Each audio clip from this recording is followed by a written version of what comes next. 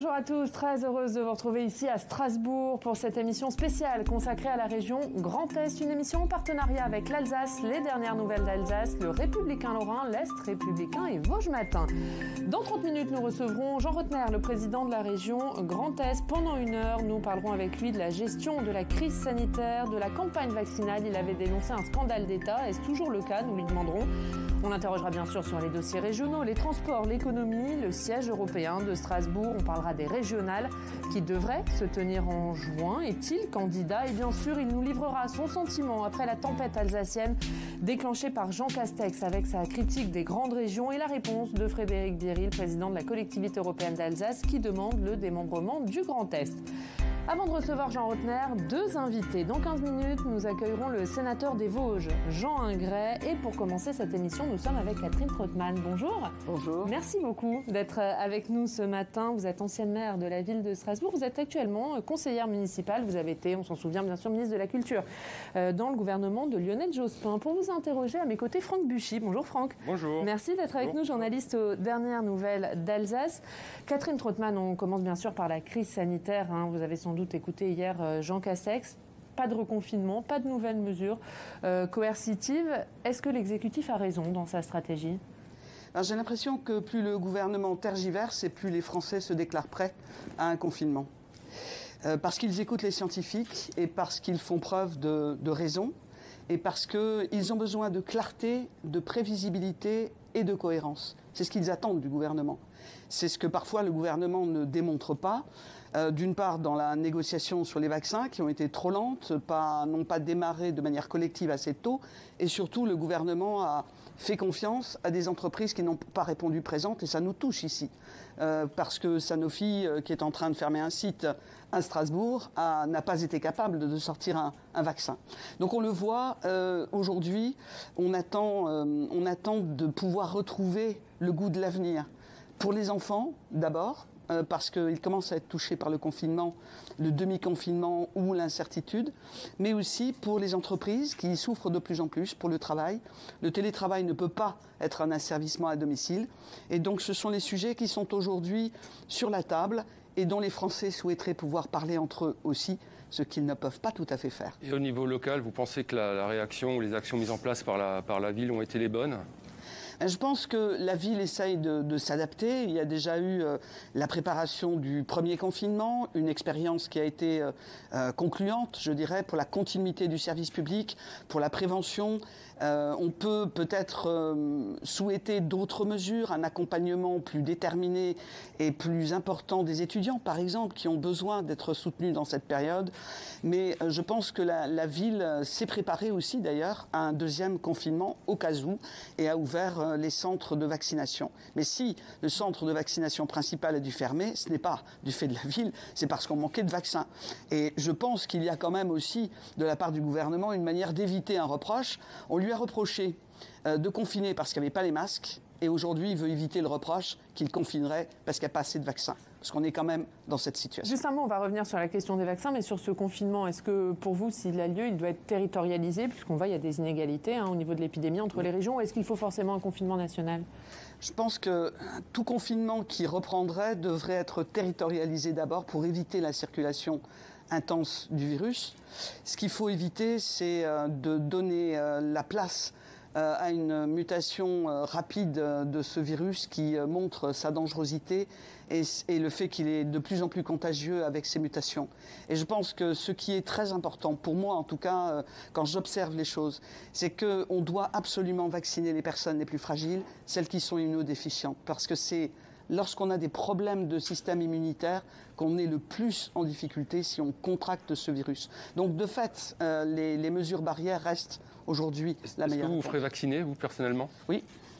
Vous avez été ministre de la Culture. Est-ce que vous considérez que le gouvernement actuel gère ce secteur de manière assez difficile ? Enfin, est-ce que la culture n'est pas sacrifiée aujourd'hui ? C'est une question qui me concerne beaucoup. Je pense que la culture dans son ensemble souffre énormément. Que ce soit les créateurs, les lieux de diffusion, que ce soit le cinéma, le théâtre, tout le spectacle vivant, mais on parle moins des arts plastiques, des artistes qui ne peuvent plus exposer. je crois que tout le monde souffre énormément. Des mesures ont été prises et il ne faut pas les négliger. Elles ont permis, je dirais, de survivre. Le problème d'un artiste ou d'un groupe de musique, c'est de pouvoir accéder au public. Donc j'ai vu que le service public ouvrait une chaîne qui permet d'exposer et de garder le contact avec le public. Je m'en réjouis parce que c'est une mesure à laquelle je pensais plus tôt, c'est-à-dire la possibilité de continuer d'avoir ce goût. La culture est en même temps un moyen aussi de se retrouver, de se retrouver pour soi, mais de se retrouver avec les autres. Et on a vu à quel point, pendant le premier confinement, les gens allaient sur les réseaux sociaux pour voir des artistes. Roselyne Bachelot, un dernier mot sur la culture. Roselyne Bachelot, vous trouvez qu'elle défend suffisamment le secteur ou qu'elle résonne plus en tant qu'ancienne ministre de la Santé qu'en tant que ministre de la Culture ? Bon, je pense qu'on aurait pu trouver des dispositions peut-être un petit peu plus souples pour permettre quand même la présence de la création et de la culture dans nos villes et dans nos quartiers. Elle doit en faire plus. C'est le cas dans d'autres pays. Mais je crois aussi que Roselyne Bachelot n'a pas toujours été entendue ou n'a pas toujours été prise en compte. Et je le regrette parce qu'on ne pense pas la place que tient la culture dans l'économie. Et je pense qu'aujourd'hui, les effets seront à long terme, puisque les programmations se font d'une année à l'autre. Et donc vous soutenez l'initiative de la ville de Strasbourg d'expérimenter l'ouverture de certains milieux culturels ? Oui, je pense qu'il faut le faire, il faut le tenter. Et il faut le faire évidemment avec beaucoup de prudence, mais on a besoin aussi de pouvoir redonner une perspective. On a vu par exemple que pour les gens qui travaillaient dans le domaine culturel, le fait de répéter par exemple n'était pas considéré au début du premier confinement comme un travail. Or, ils travaillaient justement, ces personnes. Et justement, on va parler de Strasbourg avec vous, Franck. Alors, vous avez été vice-présidente de l'Eurométropole en charge du développement économique et de l'innovation. Regrettez-vous aujourd'hui que l'usine Huawei, donc c'est 200 millions d'investissements, une perspective de 300 emplois, soit installée aux portes de l'Eurométropole et non pas dans la métropole ?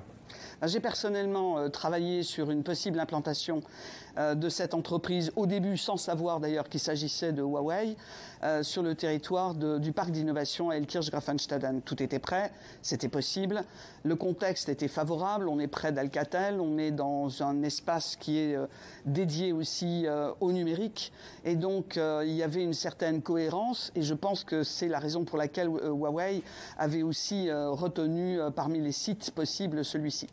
Et est-ce que ce n'est pas un signal inquiétant, d'après vous, de la politique économique de la municipalité dont vous êtes partenaire ? Alors, je pense qu'il y a toujours un message quand on accueille une entreprise. Elle vient en Alsace. Il y avait au départ un choix sur toute la France. Donc, elle a choisi la France, elle a choisi l'Alsace. C'est positif. Mais évidemment, le fait de mettre tellement de difficultés et de temps à se déterminer pour dire ce que les deux collectivités souhaitaient. Le fait qu'on ait l'Eurométropole qui était plutôt favorable, la ville moins favorable, a fait qu'au bout d'un moment, l'entreprise a fait ce que fait toute entreprise. Elle a choisi d'aller là où elle était accueillie. Vous êtes inquiète pour l'avenir, sur le plan économique ? Je vais vous dire, notre groupe s'est allié à cette majorité parce que nous avons pris cet engagement aussi devant les Strasbourgeois. Nous serons vigilants, exigeants, mais aussi contributeurs. En matière économique, j'ai personnellement exprimé ma disponibilité. Je le serai pour la priorité sur les technologies médicales. Je suis de plus en plus associé avec le groupe. Je pense que c'est positif et nous verrons, parce que nous jugerons aussi sur la manière dont nous pouvons être entendus ou pas, mais nous faisons ce pari de pouvoir être contributeurs et je crois que c'est important. Juste pour que tous nos téléspectateurs comprennent bien, la majorité actuelle à Strasbourg, c'est une majorité écologiste. C'est Jeanne Barséguian, la nouvelle maire de Strasbourg, depuis début juillet. C'est une bonne maire, Jeanne Barséguian ? Écoutez, elle démarre, donc on jugera un peu plus tard. Ça fait déjà 7 mois. Quel premier bilan vous pouvez en tirer ? Ça fait 7 mois. Je pense que cette majorité n'a pas encore pris toutes ses marques et qu'elle doit maintenant donner la perspective du mandat. C'est important puisque nous allons aborder le débat budgétaire. C'est ce que j'attends. Vous avez le sentiment qu'elle était prête à prendre en main cette ville ? Dans un contexte comme celui-là, c'est difficile. Et je pense qu'il faut qu'elle s'appuie sur toutes les forces qui peuvent permettre à cette ville de passer le cap de la transition écologique qu'elle veut mener. Ça veut dire qu'elle ne vous écoute pas suffisamment ? Je pense qu'elle peut nous écouter davantage, ou en tout cas nous associer davantage. Vous ne vous sentez pas assez associé ?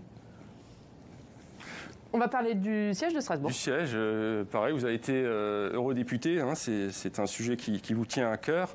1 an sans session du Parlement européen à Strasbourg, alors le Covid a bon dos.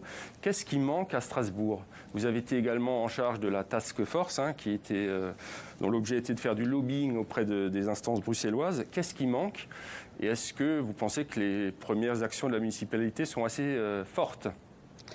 Ce qui manque à Strasbourg, c'est certainement d'avoir les fonctionnaires, les services qui permettent au siège de véritablement fonctionner. Le secrétariat, une partie du secrétariat, une partie est à Luxembourg, mais c'est aussi d'organiser le Parlement européen comme un smart Parlement.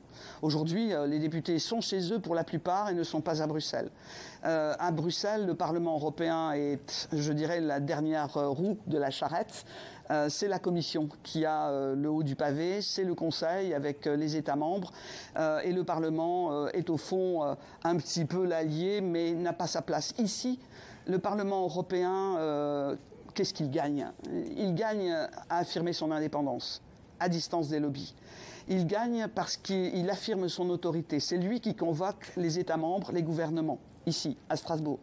Mais c'est aussi à Strasbourg que le Parlement débat et vote les lois. Et je suis aujourd'hui invité sur une chaîne parlementaire. Nous avons besoin du soutien du Parlement national.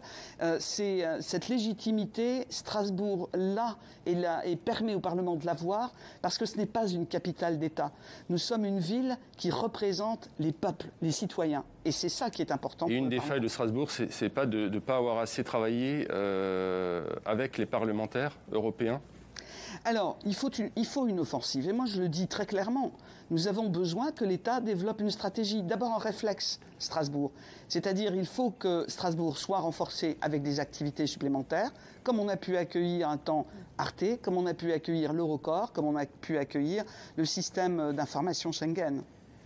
On va parler de cette polémique qui a été déclenchée par Jean Castex quand il est venu dans la collectivité européenne d'Alsace. Alors effectivement, hein, depuis le 1er janvier, il y a un ovni institutionnel en France et dans le Grand Est, avec cette collectivité européenne d'Alsace qui est née de la fusion des départements du Haut-Rhin et du Bas-Rhin. Comment voyez-vous cette collectivité hybride, sachant que l'Eurométropole de Strasbourg mobilise un tiers de l'emploi salarié du PIB en Alsace?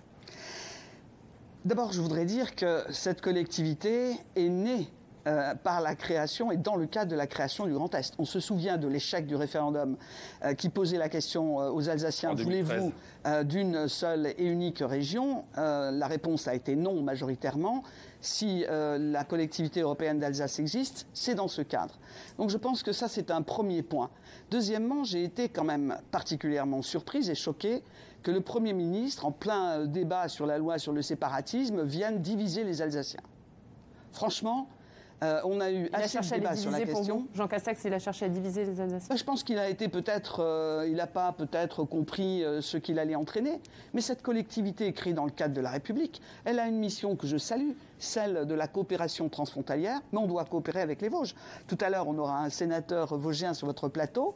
Il est jeune, il a, je dirais, sa vie politique devant lui. Eh bien, moi, j'aime coopérer avec les Vosges et nous devons coopérer dans le Grand Est pour l'attractivité, pour l'industrie, pour le soutien à l'emploi. Mais l'expression de Jean Castex s'inscrit quand même dans une région qui a eu du mal et beaucoup de mal à renaître. Est-ce qu'il faut éventuellement la redessiner, cette grande région? Alors, moi, je vais vous dire. Je crois qu'aujourd'hui, avec la pandémie, on voit où sont les priorités. Il faut s'occuper de la santé des Français, de la santé physique et de la santé économique. Deuxièmement, on voit aussi que les politiques qui se divisent sont en échec.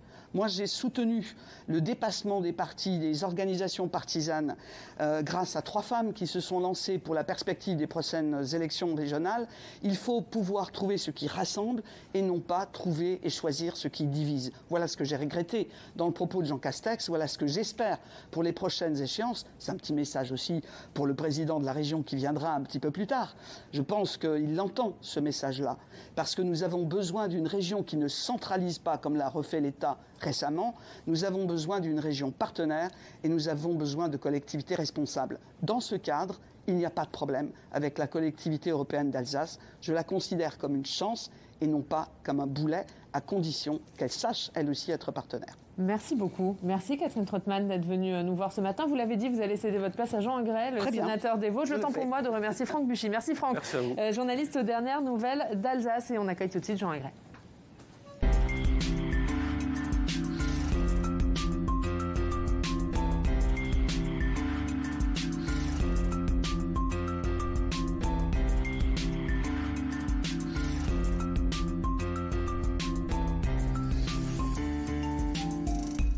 Et nous accueillons Jean Ingray. Bonjour. Bonjour. Merci beaucoup d'être avec nous, sénateur des Vosges, membre du groupe Union Centriste au Sénat. Vous étiez jusqu'à votre élection le maire de la commune de Remiremont. Merci beaucoup d'être avec nous et d'être venu des Vosges ce matin. Merci pour vous interroger à mes côtés, Alexandre Poplavski-Mayor. Bonjour Alexandre. Bonjour. Merci d'être là, directeur départemental de Vosges Matin. On commence évidemment par la crise sanitaire. Jean Ingray, quelle est la situation dans les Vosges actuellement ?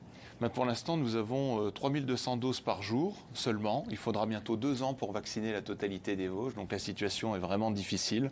Nous attendons un signal fort de la part du gouvernement pour amener naturellement plus de doses et vacciner les Vosgiens. Donc pas assez de vaccins. Vous estimez que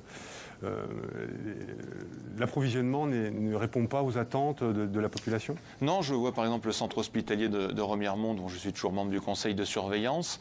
Nous sommes entre 800 et à 1000 doses par jour, alors qu'on nous en avait promis 5 à 6 fois plus. Et donc franchement, la situation s'aggrave de jour en jour. Jean Castex a pris la parole hier. Pas de reconfinement, pas d'interdiction de déplacement entre les régions, pas d'accentuation du couvre-feu. Est-ce qu'il a pris les bonnes décisions pour vous ou est-ce qu'il faut désormais des mesures plus strictes ? Après, vous savez, c'est facile de commenter, mais difficile d'agir. Je pense que le gouvernement est dans une situation dramatique. On n'a pas forcément toutes les données. Moi, ce que je regrette en tant que parlementaire, c'est le fait que le gouvernement n'associe pas plus l'Assemblée nationale et le Sénat dans ses décisions. C'est d'ailleurs pour ça que j'ai voté contre la prolongation de l'état d'urgence. Je pense qu'on doit faire face à ses responsabilités et que le gouvernement devrait associer les parlementaires, mais aussi les collectivités territoriales davantage. Il avait été question à un moment que Jean Castex vienne devant le Parlement, un débat avec vote en cas de reconfinement. Est-ce que vous dites ce débat, ce vote, il doit quand même avoir lieu, même s'il n'y a pas de décision de reconfinement ? Oui, il faut associer plus, mais vous savez, il y a quand même un problème. C'est que quand, par exemple, Olivier Véran vient au Sénat, on en sait moins à la fin de son intervention qu'à son arrivée. Donc au bout d'un moment, il faudrait nous le dire les choses. Je pense que les Français sont prêts à entendre des choses et arrêter de nous prendre pour des imbéciles. C'est ce qu'il fait pour vous ? Il prend les parlementaires pour des imbéciles, oui, totalement, le gouvernement ? Oui, on nous prend pour des imbéciles.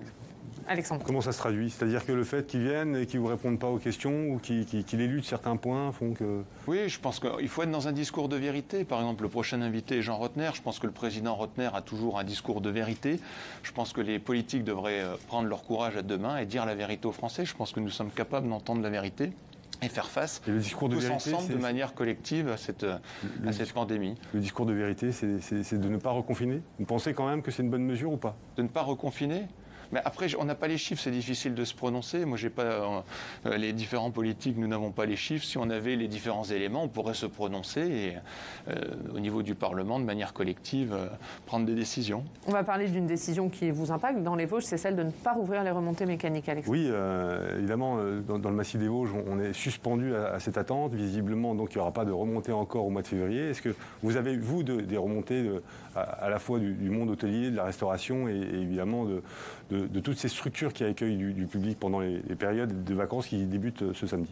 La colère ne cesse d'augmenter au fur et à mesure que les semaines s'écoulent. C'est pour ça que nous avions une délégation de parlementaires emmenée par mon collègue Cédric Vial de Savoie, dont je faisais partie, pour alerter le président de la République sur différentes difficultés dont il n'avait pas forcément, entre guillemets, les informations, comme par exemple des difficultés au niveau des emplois saisonniers. Hier, le Premier ministre nous a envoyé une lettre avec différentes mesures qui ont été prises. Pour moi, ce ne sont encore que des mesurettes. Je pense qu'il faut aller plus loin. Concernant les saisonniers, le droit à la formation va être pris en totalité par l'État. Mais je pense qu'il faut aller plus loin. Il faut des mesures plus fortes. La situation est vraiment grave. Vous sentez vraiment qu'il y a des entreprises qui sont à la limite de... Il y a déjà eu beaucoup de suicides dans les Vosges, au niveau de chefs d'entreprise, de patrons d'établissements culturels, des bars, des restaurants. Donc je pense que la situation, oui, est dramatique. Pourtant, le gouvernement a mis des aides sur la table. Il y a un plan de 4 milliards pour la montagne. C'est pas suffisant pour vous? Non, mais le problème n'est pas là. C'est qu'il faut faire du sur-mesure. Je pense qu'il y a des grandes aides qui sont données, mais il faut faire confiance aux collectivités territoriales. Je pense que ça soit l'échelon de la région, mais aussi du département. On doit faire du sur-mesure et aider. Il y a des gens qui passent à travers les dispositifs et donc il faut les aider davantage et que le préfet et les élus que nous sommes puissent faire du sur-mesure et aider des gens qui sont passés à travers les mailles du filet.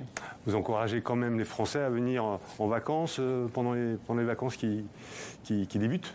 Moi, je n'encourage rien du tout. Chacun prend ses décisions en son âme et conscience. Si les gens veulent découvrir les Vosges, ils ont bien raison, puisque c'est un très beau département. Et justement, on va y rester dans les Vosges. On va parler transport avec vous, Alexandre. Oui, c'est évidemment les transports, et notamment le TGV, est un outil de désenclavement pour ce territoire. Votre Christian Poncelet, qui était quand même une figure tutélaire pour les Vosges, s'était battu pour pousser la ligne qui allait jusqu'à Paris, Nancy, Épinal, jusqu'à Remiremont. Est-ce que pour vous, cette ligne a toujours une pérennité ou alors elle est menacée par un nouveau plan de la SNCF? Une ligne TGV, on précise. Cette ligne TGV, qu'elle aille jusqu'à Saint-Dié, jusqu'à Remiremont, Épinal, elle est indispensable, cette ligne TGV, puisque que ce soit pour le tourisme, mais aussi pour les chefs d'entreprise, pour les différentes personnes qui l'utilisent. Elle a montré son efficacité au cours des 10 dernières années. Je pense qu'il est important. Et nous avons entendu une petite musique, un petit bruit, il y a quelques mois avec mes collègues parlementaires et les élus de la région. Et nous sommes intervenus. Je pense que c'est important que de manière collective, on défende aussi nos acquis et que la SNCF ne décide pas toute seule. Ils ont quand même réduit le nombre d'arrêts. Il y a moins d'arrêts par jour sur la ligne. On a 2 allers-retours par jour pour l'instant à Remiremont. Elle est sauvée, elle est menacée? Non, pour l'instant tout va bien et on est très attentifs. Il y a quand même cette musique de fond qui est toujours là. Oui, mais parce qu'on est dans une période de restriction budgétaire et que naturellement, ils veulent réduire la voilure à certains niveaux, mais je ne veux pas non plus que les contribuables et les usagers que nous sommes payent les élus lorrains se battent aussi pour qu'on maintienne en fait... c'est nous qui l'avons payé, cette ligne, de toute façon. Alors, donc au bout d'un moment... Et puis pour la pousser aussi, pour permettre la liaison entre Nancy et Lyon. C'est aussi un combat. J'espère que je le verrai un jour. Allez, on va parler de la collectivité européenne d'Alsace. Oui, alors évidemment, on a entendu il y a quelques instants sur ce plateau l'intervention de Jean Castex et sur la communauté européenne d'Alsace, sa légitimité. Est-ce que par rapport, vous représentez le territoire des Vosges, est-ce que cette intervention a suscité des inquiétudes par rapport à son intervention? Au moment de l'intervention, oui. Après, Mme Gouraud a, entre guillemets, recadré les choses et a redonné un autre son de cloche, entre guillemets. Je précise juste que devant le Sénat, lors des questions d'actualité, elle a dit qu'il n'y aurait pas de big bang territorial et qu'il n'y aurait pas de remise en cause. Il n'y aurait pas de remise en cause de la grande région. Je pense que c'est une bonne chose. Après, tout le monde a pu être à un moment ou à un autre interrogé sur le périmètre de la région Grand Est lors de sa création. Mais quand on voit l'efficacité de cette région, que ce soit au niveau de la pandémie, aussi des dispositifs économiques qui sont mis en place. De toute façon, il y a un élément. Il y a 10 jours, il y a un sondage qui est sorti, que ce soit sur la cote de popularité du président Rotner, mais aussi sur ce que ressentent les habitants de cette région au niveau de l'efficacité des dispositifs mis en place. On est quand même dans les régions où la cote de popularité et dans les sondages, nous sommes les plus hauts en termes d'efficacité. Donc je pense que la région Grand Est a prouvé son efficacité. Le périmètre est ce qu'il est. Je pense qu'il faut aller de l'avant et ne pas toujours remettre en cause ce qui a été fait. Mais comment des Vosges vous l'avez perçu, vous, cette déclaration de Jean Castex ? À titre personnel, je pense que c'est une tentative de déstabilisation politique. Après... De Jean Rotner. De Jean Castex. Non, mais c'est Jean Castex qui a tenté de déstabiliser politiquement Jean Rotner, c'est ça? Oui, bien sûr, avant les élections régionales. Dans quel but? C'était une réponse à son intervention par rapport... Oui, au fait qu'il y avait, entre guillemets, un scandale d'État au niveau des vaccins. Est-ce qu'il y a scandale d'État? Je laisse les téléspectateurs juger. Moi, je pense que, voilà, au lieu de payer chaque jour, chaque semaine des milliards d'euros, je pense qu'on aurait mis un peu plus sur la table pour acheter des vaccins comme ont fait certains pays. On aurait eu plus de vaccins, donc on aurait pu vacciner plus de gens. Mais pour terminer sur cette région Grand Est, quand vous avez entendu Frédéric Bierry, sur notre antenne d'ailleurs, demander dans la foulée un démembrement de la région Grand Est, est-ce que vous êtes inquiet? Est-ce que vous dites qu'il y a peut-être un risque d'implosion de cette région? Il y a toujours eu un risque depuis le début de la création de la région. Je pense que là, le travail est fait. Il y a même une réduction de la voilure au niveau des effectifs de la région, au niveau des dépenses de fonctionnement. Je pense qu'il y a un gros travail qui a été fait, et même avant avec le président Richert, un gros travail de synthèse qui a été fait, donc il faut aller de l'avant. Maintenant, on n'a plus les moyens de se permettre d'aller un coup en avant, un coup en arrière, et de faire imploser quelque chose qui fonctionne. Il y a un risque quand même d'implosion ? Non, je ne pense pas. Maintenant, Jean Castex est revenu, entre guillemets, sur sa déclaration, et le gouvernement a bien dit que le périmètre resterait tel qu'il est, donc je pense qu'il faut aller de l'avant.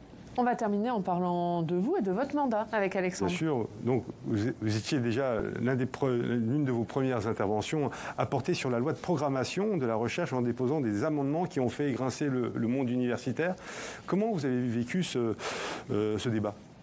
Sereinement, je pense que j'ai fait mon travail de parlementaire. J'ai déposé une douzaine d'amendements qui ont été repris dans le texte final, avec aussi la collaboration de mes collègues comme Stéphane Piednoir au niveau de l'amendement du CNU qui a un peu fait grincer des dents. Est-ce que vous pouvez Alors oui, dans le contexte général, le gouvernement a mis 25 milliards d'euros sur la table d'ici 2030 pour financer l'enseignement supérieur, pour revaloriser les carrières et amener différents dispositifs innovants.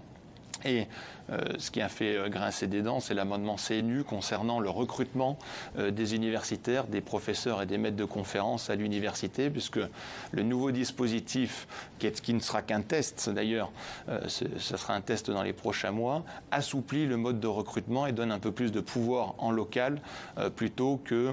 Mais vous proposiez un cadre, vous, dans ce mode de recrutement qui était de privilégier des profils particuliers. Oui, des profils un peu plus atypiques. Je pense qu'aussi l'université doit s'ouvrir.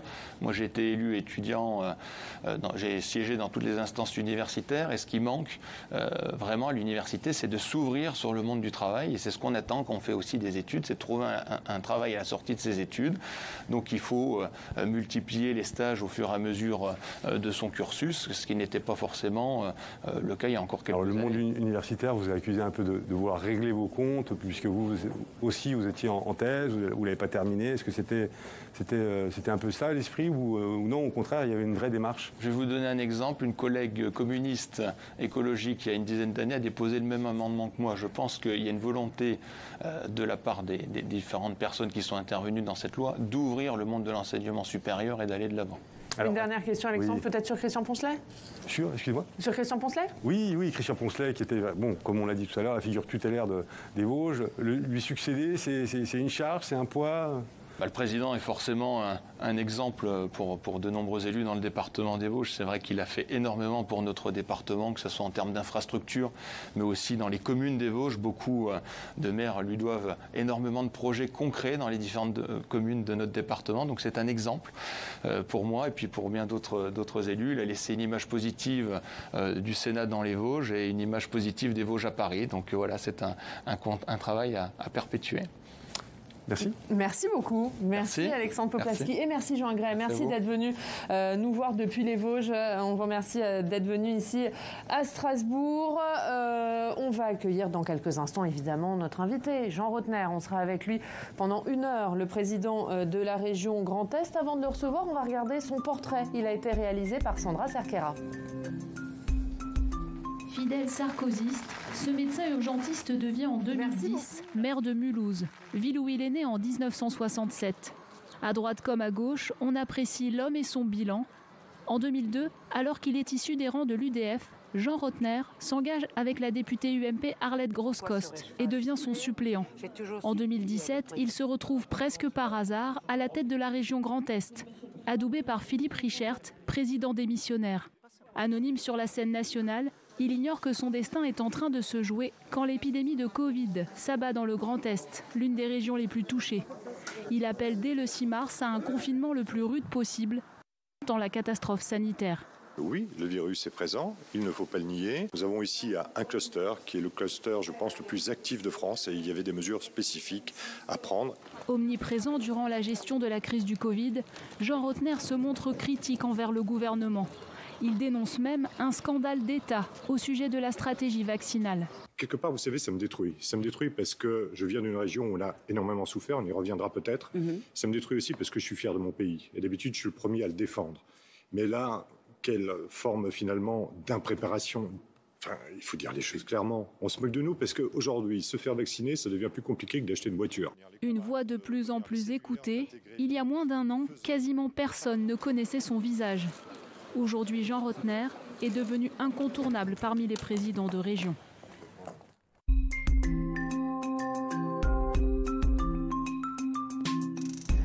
Et notre invité politique pour cette émission spéciale ici à Strasbourg, c'est donc Jean Rottner. Merci beaucoup d'être avec nous, Jean Rottner. Vous êtes bien sûr le président de cette région Grand Est. On est ensemble pendant 1 heure pour une interview en partenariat avec l'Alsace. Les dernières nouvelles d'Alsace, l'Est républicain, le républicain lorrain et Vosges Matin. Il y a beaucoup de journaux dans la région Grand Est. À mes côtés pour cette interview, Philippe Rivet. Bonjour Philippe. Oui, merci d'être avec nous, journaliste à l'Est républicain, et Emmanuel Delahaye. Bonjour Emmanuel, journaliste à l'Alsace. On parlera avec vous, bien sûr, Jean Rottner, des dossiers régionaux dans quelques instants, de l'économie, des transports. On parlera des régionales. Mais d'abord, évidemment, on va vous interroger sur cette crise sanitaire. Vous avez entendu Jean Castex hier, pas de reconfinement, pas de durcissement du couvre-feu, pas de limitation des déplacements entre les régions. Est-ce que l'exécutif a raison de miser sur la responsabilité des Français ? Jean Castex, déjà bonjour et merci pour cette invitation matinale. Jean Castex, hier, a fait beaucoup de pédagogie, a émis beaucoup de chiffres. J'espère que les Français pourront s'y retrouver.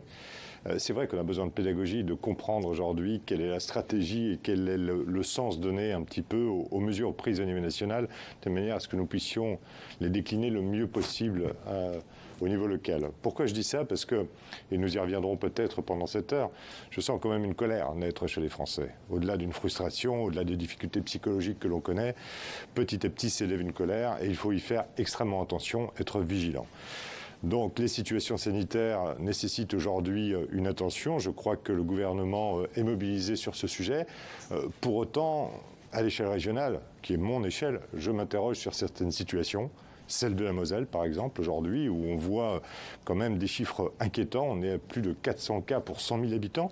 Il faut essayer de comprendre, de décrypter. C'est ce que nous tentons de faire localement avec nos outils, en lien avec la préfecture, avec les autorités sanitaires. Mais il y a un questionnement, effectivement, sur la Moselle, des mesures peut-être spécifiques à prendre.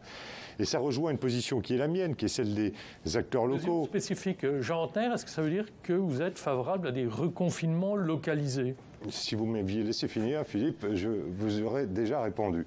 Je vais vous dire, justement, c'est ce que nous revendiquons, qu'éventuellement, à l'échelle d'une région, à l'échelle d'un département, nous puissions avoir des mesures particulières quand elles s'imposent et quand elles sont comprises. Moi, aujourd'hui, les chiffres de la Moselle, je ne les comprends pas. Je ne comprends pas cette situation. Et quand on voit et quand on regarde les cartes précises que nous avons mises en place grâce à notre outil prédictif, on voit effectivement que c'est l'axe naturellement Metz-Thionville qui est touché, et surtout l'ouest de la région, l'ouest de Metz, le long de la frontière avec la Meurthe-et-Moselle. Je ne sais pas pourquoi ces endroits brûlent plus que d'autres, mais il y a peut-être des situations.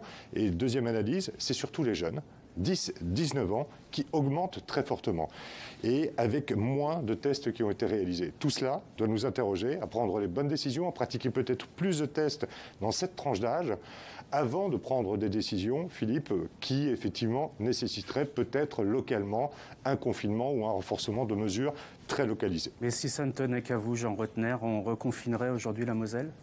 Non, je ne pense pas, parce que les tests n'ont pas été réalisés en quantité suffisante. Il y a encore trop d'incertitudes sur une décision qui pèse aujourd'hui aussi. Tout le monde parle de ce reconfinement potentiel. Je parlais de colère, mais cette colère, elle couve également parce que depuis maintenant trop longtemps, il y a des contraintes qui s'exercent sur les Français, qui parfois sont mal comprises, des situations qui balancent d'un avis à un contre-avis. Et c'est ça ce qui est pénible. Ce que je reproche parfois, ou quand j'ai pu effectivement monter le volume, comme on dit, c'est parce qu'il y avait des mesures qui venaient se contredire d'une semaine à l'autre.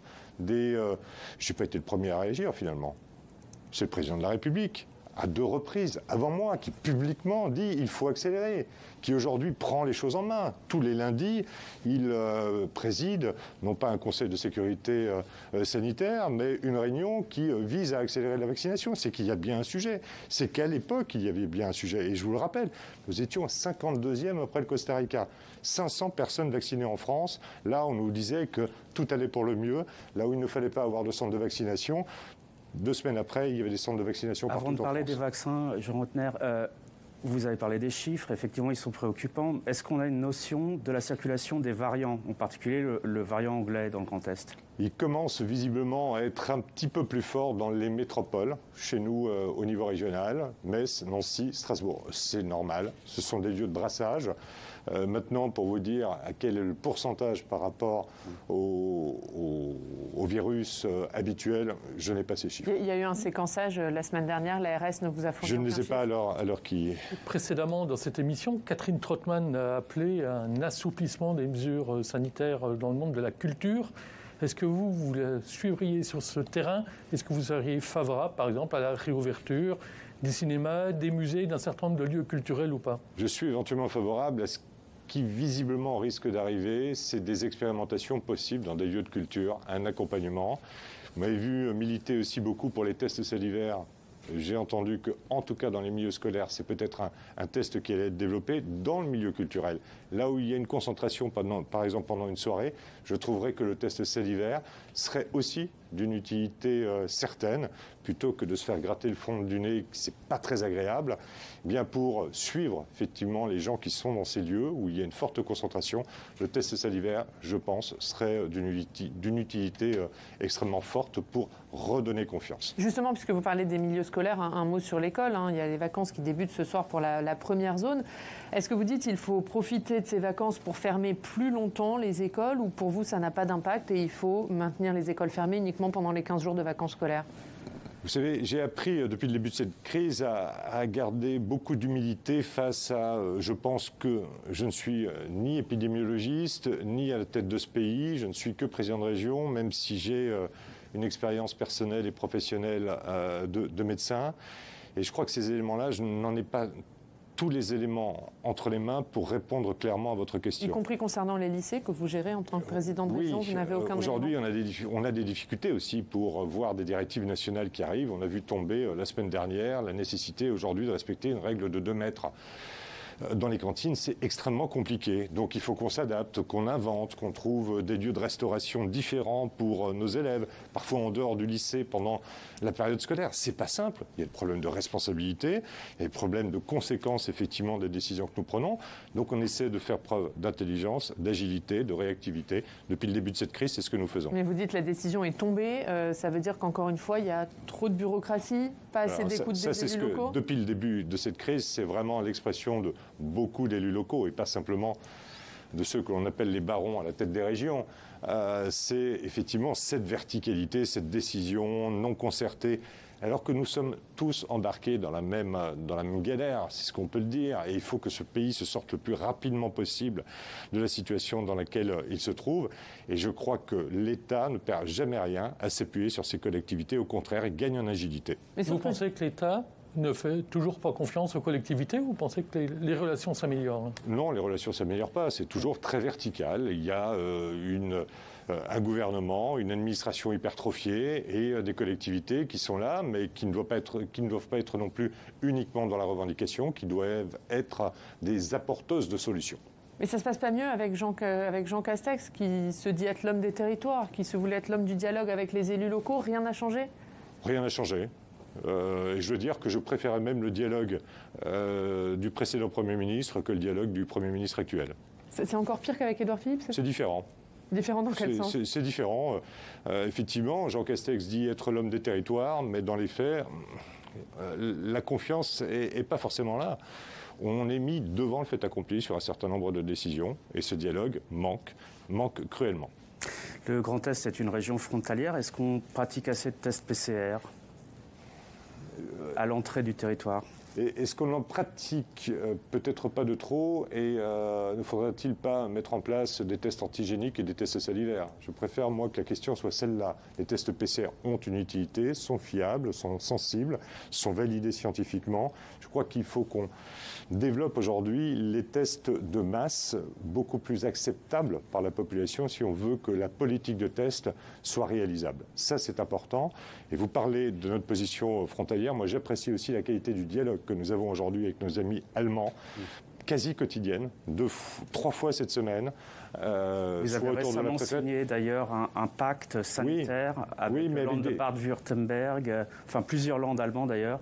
Tout à fait, mais ça va au-delà de ça, parce que la crise est forte. Et nous sommes aujourd'hui plus concernés que les Allemands, qui ont pour objectif 50 personnes contaminées pour 100 000 habitants, là où nous, on se situe sur un plafond, aujourd'hui sur une courbe plate de 200-250. Et donc, il y a des différences, il y a des attitudes, il y a un dialogue, il y a Berlin et Paris, il y a Luxembourg. Tout cela nous amène aujourd'hui à avoir un dialogue transfrontalier dont je me réjouis de la qualité, parce qu'il est intense, il n'est pas évident, il y a franchement des avis parfois qui divergent, et au bout de nos réunions, on arrive à une forme de consensus, je dirais pas d'unanimité, mais au moins de méthode conjointe. Et ça a beaucoup changé. Emmanuel, justement, on va parler précisément des vaccins. Exactement. Je reviens à cette campagne vaccinale. Il y a à peu près un mois, Jean Rotner, vous parliez à ce sujet d'un scandale d'État en critiquant en gros la lenteur du démarrage. Qu'en est-il aujourd'hui? Est-ce que vous restez sur cette critique ou il y a du mieux? Je l'ai dit tout à l'heure, nous étions dans une situation à la sortie de Noël très particulière. Une des régions d'ailleurs dans lesquelles le couvre-feu précoce avait été imposé. Il y avait déjà des résultats plutôt positifs puisque la courbe, plutôt que de progresser, était restée plate, n'était pas redescendue.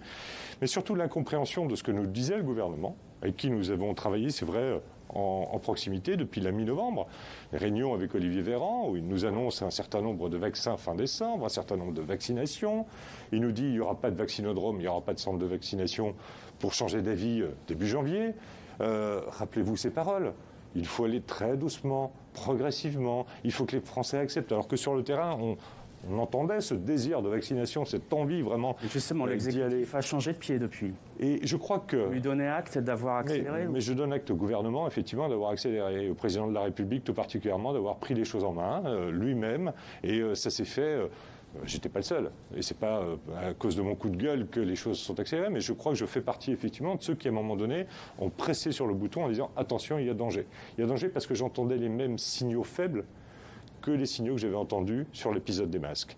Et que là, pour s'en sortir économiquement, il faudra toujours conserver des mesures aujourd'hui de prévention, de distanciation. Il faudra toujours tester.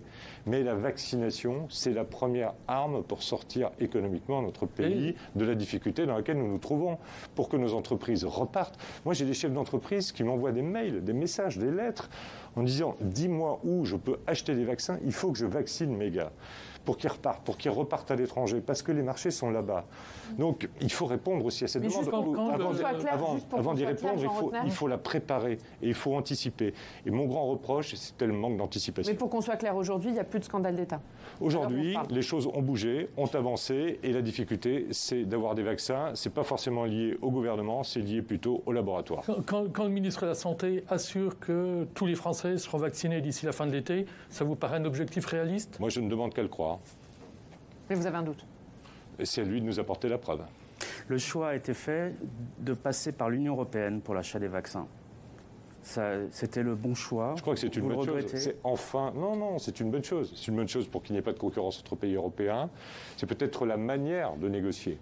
Il aurait peut-être fallu mettre un prix un petit peu plus fort pour avoir des vaccins peut-être un peu plus rapidement en quantité supplémentaire. Parce qu'il y a certes la négociation européenne, mais il y a eu la négociation américaine, il y a eu la négociation anglaise, il y a eu la négociation israélienne. Ils ont mis un peu plus d'argent sur la table, ils ont eu des vaccins, c'est l'offre et la demande, ils ont eu des vaccins plus rapidement, ils ont pu vacciner de manière beaucoup plus conséquente par population. Pas une question de calendrier, est-ce que l'Europe ne s'y est pas pris trop tard?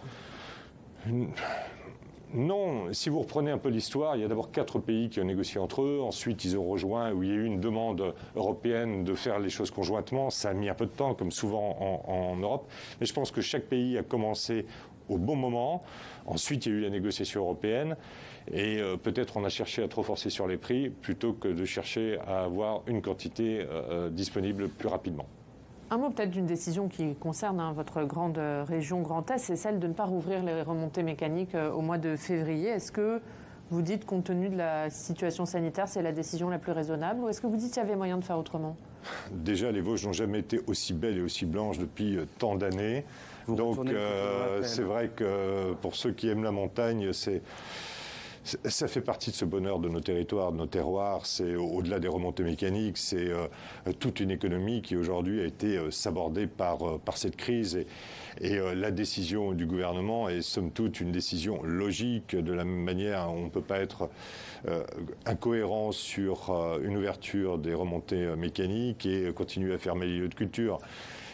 C'est vrai qu'il faut un peu de cohérence là-dedans. Donc je peux la comprendre. Mais c'est difficile parce que je rappelle qu'une saison d'été se prépare l'hiver en montagne. Et il faut qu'effectivement les investissements réalisés l'hiver puissent être rentabilisés pour que la saison d'été se passe le mieux possible pour les professionnels du tourisme et des loisirs. Donc ça va être compliqué. Ça va être Vous effectivement... dites que ce n'est pas seulement la saison hivernale qui est menacée, mais y compris la saison estivale. Les deux sont liés. Une bonne saison d'hiver, c'est la capacité d'investir pour une bonne saison d'été. Donc il faut être vigilant là aussi et savoir les accompagner. Nous ne sommes pas au bout du dispositif que nous devons encore inventer pour accompagner ces professionnels du tourisme, ces professionnels de la montagne, professionnels de la restauration. Il y a encore du travail pour nous, il y a encore des chantiers à ouvrir parce qu'il y a des trous dans la raquette. Jean Ingray le rappelait tout à l'heure, il y a des situations personnelles juste dramatique quand il y a des suicides de patrons de bars ou de restaurants parce qu'ils ne voient pas le lendemain. On est dans ce drame humain qui est en train de se jouer et notre responsabilité de femmes et d'hommes publics et politiques, c'est d'arriver à tirer la ficelle pour arriver à la pelote et pour sauver cette économie de proximité, cette économie de nos territoires, cette toute petite économie mais qui est tellement nécessaire et tellement utile. Et comment, Jean Rotner ? C'est peut-être encore avec des moyens financiers, encore avec de l'ingénierie. On est encore en train de négocier à l'heure où nous parlons avec le monde bancaire pour sauver des ETI, cette économie de la région qui est extrêmement forte. On risque d'avoir des drames avec des fleurons, franchement, des connus à l'international. Et aujourd'hui, ça ne se joue pas à 5 000 euros, mais ça se joue à 200 millions, 300 millions de pertes. Et nous devons être à côté de cette économie. C'est juste indispensable et nécessaire. Le quoi qu'il en coûte du président de la République ne va pas assez loin. Il n'y a pas assez de... Il y a 4 milliards sur la table pour la montagne. Hein. Non, mais on est là, on sort effectivement d'une économie aidée qui était nécessaire d'avoir. Et moi, j'ai encore vu Bruno Le Maire cette semaine et je lui ai dit la qualité des rapports d'ailleurs que nous avons eus avec Bercy pour travailler avec ses services, son cabinet, pour trouver la bonne définition. Nous sommes toujours, nous, inscrits non pas en doublon ou en compétition, mais là où il y avait nécessité dans les dispositifs d'État de venir les compléter, ça a été notre stratégie. Plutôt que de se faire concurrence ou de superposer les dispositifs, venons se compléter, se renforcer les uns les autres. Donc ça, c'est fait. Mais maintenant, les entreprises vont devoir petit à petit rembourser. Les banques vont se manifester auprès d'eux pour rappeler à un moment donné les traites d'emprunt. Enfin, on va rentrer dans le dur. On vous sent inquiet pour cette économie de la montagne. Vous nous parliez de fleurons qui risquent de disparaître tout à l'heure. Vous pensez à quoi ? Je ne donne pas de nom. C'est des dossiers que nous traitons au quotidien, mais ce sont de belles entreprises régionales, nombreux, du tourisme. Ils sont nombreux ? Il y en a une petite dizaine, vingtaine qui nous causent souci et que nous accompagnons vraiment de manière très proche. Mais c'est souvent un petit mail de soutien en disant « Ok, la solution n'est pas encore là, mais on pense à vous, on vous accompagne. » On est vraiment avec. Et c'est ça aussi porter un territoire, c'est le faire dans la proximité, dans la connaissance parfois de l'expression douloureuse de ces chefs d'entreprise qui ne voient pas d'issue et de ligne d'arrivée. Et notre objectif, c'est petit à petit d'arriver à tracer cette ligne avec eux. Est-ce que le dispositif régional, parce que vous avez fait beaucoup, vous avez mis beaucoup sur la table, est-ce qu'il est suffisamment lisible ? Il y a des patrons de très petites entreprises, quasiment même des auto-entrepreneurs qui disent on a quand même du mal de s'y retrouver, de savoir à quoi on a droit ou pas. C'est vrai que c'est compliqué parce que les dispositifs sont nombreux, ils ont été très rapides. Mais c'est pour ça qu'on a travaillé, vous le savez, en lien avec les chambres des métiers, chambres d'agriculture, les CCI, qui font un boulot absolument fantastique, de proximité, de terrain. Ça n'a pas été à nous, par exemple, de gérer le lien avec les commerçants au moment du deuxième confinement. On a confié cela, effectivement, à la Chambre des métiers ou à la CCI. Donc c'est le rôle premier d'accompagnement, de modernisation, de numérisation. Ce n'est pas à nous de le faire.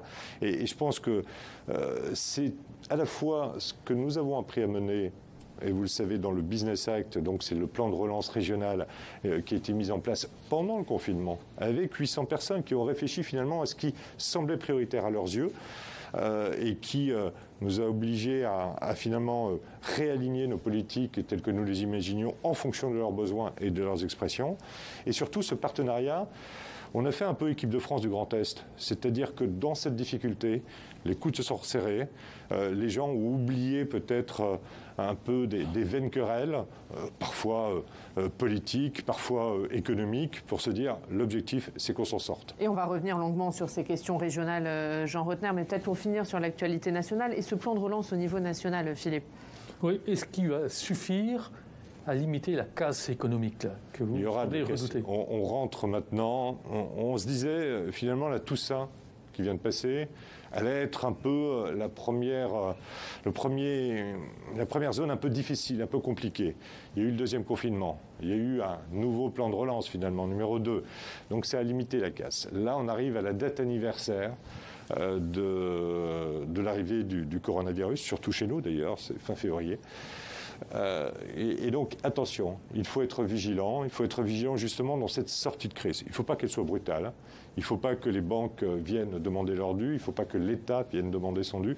Je crois que ça, en tout cas Bruno Le Maire l'a largement compris, c'est la sortie en douceur du PGE, l'accompagnement, comment est-ce qu'on efface la dette, comment est-ce qu'on rentre dans les hauts de bilan des entreprises, nous qui sommes force publique de manière discrète, mais justement de manière à pouvoir leur redonner de la liquidité, redonner des perspectives. Le monde de la culture et du cinéma, quand nous créons aujourd'hui une société publique qui peut faire du leaseback, donc racheter les murs de ses propriétaires indépendants pour leur reconfier dans 10-15 ans avec un remboursement échelonné finalement de cette prise en charge, c'est ce que nous faisons. Donc on travaille sur des outils qui permettent dans la durée de sortir doucement mais sereinement. Vous parliez du PGE, le prêt garanti par l'État. Il faudra effacer une partie de cette dette pour aider les entrepreneurs à repartir? C'est petit à petit ce qui se dessine à travers les prêts participatifs, à travers éventuellement nous essayons de mettre en place des obligations convertibles. Enfin, tous ces mécanismes-là sont en train d'être étudiés. C'est ce que je disais, dans ces nouveaux mécanismes. Ça ne concernera peut-être pas les toutes petites entreprises qui devront bénéficier d'autres manières d'alléger cette dette, mais je pense que d'une manière ou d'une autre, oui, il faudra peut-être, à un moment donné, pour certains, eh bien, effacer cette charge sur la durée. Mais pour finir là-dessus, pour être clair, Jean Rottner, ça veut dire que quand Olivier Dussopt dit on espère que 2021 marquera la fin de la crise sanitaire et donc la fin du quoi qu'il en coûte, vous dites que le quoi qu'il en coûte, il doit se prolonger au-delà de la crise sanitaire? Vous savez, quoi qu'il en coûte, c'est aussi une responsabilité collective. À un moment donné, c'est bien, le gouvernement le dit, mais à un moment donné, c'est nous qui l'assumons collectivement. C'est nous les contribuables, c'est nous les Français. Il faudra remettre sur le tapis la réforme des retraites. Aujourd'hui, clairement, est-ce que c'est un gros mot de dire qu'il faudra bosser plus ? Au vu de cette crise, on devra travailler plus. On devra remettre sur la table, pour moi, un nouveau pacte social sur la santé, sur la retraite, sur le travail. On ne peut pas aujourd'hui considérer que la manière dont nous fonctionnions jusqu'à l'an dernier permettra de passer simplement les centaines de milliards qui auront été mis dans cette crise. Franchement, il faudra à un moment donné qu'ensemble nous arrivions à nous relancer. Franchement, Jean Rottner, remettre sur la table la réforme des retraites aujourd'hui, est-ce que ça prend un chiffon rouge? Non, je me suis peut-être mal fait comprendre. Je dis il faudra. Pas aujourd'hui. C'est pour un prochain quinquennat. Oui, c'est pour un prochain quinquennat. Mais je pense, quand je dis il faudra, en responsabilité collectivement. Il faut que les Français assument ensemble ce que nous venons de traverser. Ce n'est pas le moment. Je suis d'accord avec vous. Aujourd'hui, c'est les solutions liées à la crise. Et je pense que mais ça peut faire un beau projet pour un futur président. Allez, on va parler de l'actualité régionale justement et on commence, Emmanuel, avec vous sur la collectivité européenne d'Alsace. Oui, sans surprise, Jean Rottner, vous vous y attendez sans doute. Je vais vous parler de Jean Castex, qui est venu à Colmar le 23 janvier dernier, qui a fait une sortie remarquée par vous, par beaucoup de monde, à propos de la loi NOTRe et de son peu de goût des grandes régions, créée en 2015. Il a expliqué en deux mots qu'il n'avait jamais été convaincu par leur pertinence et leur légitimité historique. Évidemment, tout le monde a compris qu'il visait en particulier le Grand Est. Vous avez assez vite critiqué un coup politique. Vous restez sur cette analyse ? Clairement, il ne visait pas le Grand Est, il visait Jean Rottner. Et il a fait un déplacement politique parce qu'il n'a pas apprécié ma phrase. Et il venait m'en faire payer votre phrase sur la crise sanitaire. Oui, tout simplement. Il est venu faire un coup politique. Excusez-moi, mais... C'est aussi simple que ça. C'est aussi simple que ça. Vous êtes senti personnellement visé par ce discours ? Et tout était organisé pour que je sois pleinement visé personnellement par cette attaque. C'est assez amusant parce que quelques minutes après, dans la salle, avec les parlementaires, les autres élus, il louait par exemple le fait régional dans la délégation de compétences sur les routes nationales qui pour lui ne pouvaient pas être départementales mais ne pouvaient être que régionales. D'ailleurs ça résultait d'un entretien qu'on avait eu aussi l'un avec l'autre il y a quelques mois où il disait effectivement dans la loi 4D figurera la compétence route nationale qui pourra être déléguée à l'échelle régionale. Philippe, sur la 31, sur la Lorraine, c'est des situations où vous connaissez mon engagement là-dessus. Mais je suis moi preneur d'une situation comme ça. Donc pour revenir à votre question, oui, il est venu faire un déplacement politique et moi je le regrette. Je le regrette parce qu'il a rallumé des feux qui petit à petit s'éteignaient, qui permettaient au niveau de la région et au niveau de l'Alsace d'aller de l'avant, de travailler ensemble. J'étais un peu gêné pour sa ministre Jacqueline Gourault qui, à ses côtés, je crois, avait beaucoup donné, qui a été obligée d'ailleurs de rectifier ou de réaligner ses propos à l'Assemblée nationale et au Sénat. C'est un peu dérangeant et je pense que ce n'est pas du niveau d'un Premier ministre. Mais vous-même, Jean Rottner, avez déjà été critique à l'égard des grandes régions par le passé. Alors aujourd'hui, vous en êtes devenu président de la région Grand Est. En 2014, vous aviez lancé une pétition contre ce Grand Est. Emmanuel, je crois que je l'ai dit d'ailleurs devant mon hémicycle la semaine dernière. J'ai dit que dans l'hémicycle régional, je pense qu'il y a peu de personnes qui étaient enthousiastes à la réforme de la loi NOTRe et à la création de ces entités. À un moment donné, nous sommes républicains. La loi est votée par le Parlement, bien on s'y engage, on défend son territoire, on cherche à promouvoir son économie, à développer l'environnement, à être actif dans un cadre qui est un cadre républicain. Moi, je ne conteste pas la loi. La loi, elle s'applique et à un moment donné, on s'y intègre. D'accord, mais on fait plus enthousiaste comme argument. Je respecte la loi. Ça sent pas le grand enthousiasme. Non, mais c'est important de le dire. Parce qu'une remise continuelle de la loi, certains bancs de mon assemblée le font de manière régulière. On les a vus. On les a vus, on les entend. Vous voyez de qui je vise, ils sont à ma droite, à mon extrême droite même. Et c'est des gens que je combattrai toujours. Toujours parce qu'ils entraînent la suspicion, ils entraînent probablement une forme de désordre, et contrairement à ce qu'ils prétendent être. Et ça m'irrite. Ensuite, je me suis, je crois, largement intégré dans ce travail régional. J'y essaie d'y impulser de l'équilibre, de l'équité, un regard égal sur tous les territoires et une forme de promotion aujourd'hui, je vais vous dire, même pas du Grand Est, mais de l'Est de la France. Parce que l'Est de la France doit regagner par rapport à l'Ouest. Aujourd'hui, nos compétences, nos usines, notre savoir-faire au niveau national, eh bien, il est à Toulouse, à Rennes, à Nantes, à Bordeaux, et il n'est plus chez nous. Il n'est plus chez nous, et donc on doit être dans une phase de reconquête. Et cette phase de reconquête, aujourd'hui, c'est faire de la politique pour un territoire. Pas de rentrer dans de vaines querelles ou de vaines rentes de situation qui permettent à un moment donné à certains d'exister par un discours politique. Jean Rottner, vous parlez d'équilibre. Est-ce que vous comprenez, vous pouvez être parfois perçu comme un équilibriste sur une ligne de crête selon le côté des Vosges? Est-ce qu'au fond, quand même, la collectivité européenne d'Alsace, c'est quand même pas le début du détricotage du Grand Est? Et deuxième question de la foulée, est-ce qu'au fond de vous-même, vous ne rêvez pas de revenir aux régions historiques? Non.